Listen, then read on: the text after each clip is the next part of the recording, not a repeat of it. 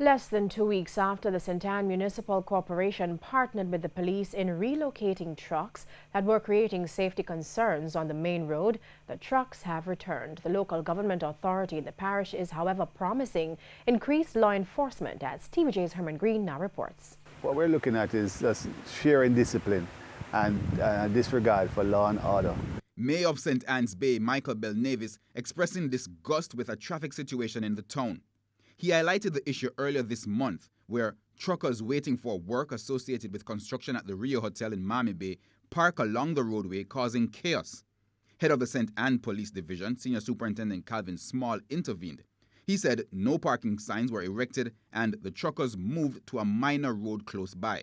But just over a week later, the truckers getting back on the main thoroughfare, creating a nuisance of themselves, creating a disruption of traffic, destroying the verges, and of course ensuring that people who want to traverse, tourists and all, to the airport is being disrupted.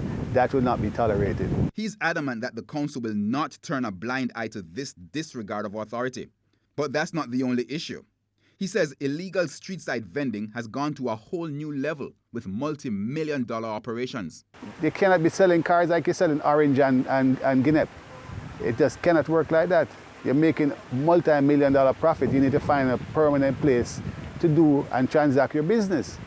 This cannot continue. This is unsustainable. TVJ News tried to get a comment from the St. Anne Police. However, we were unsuccessful. But Mayor Belnavis says he has spoken with the cops and was given an assurance that action will be taken to address both issues.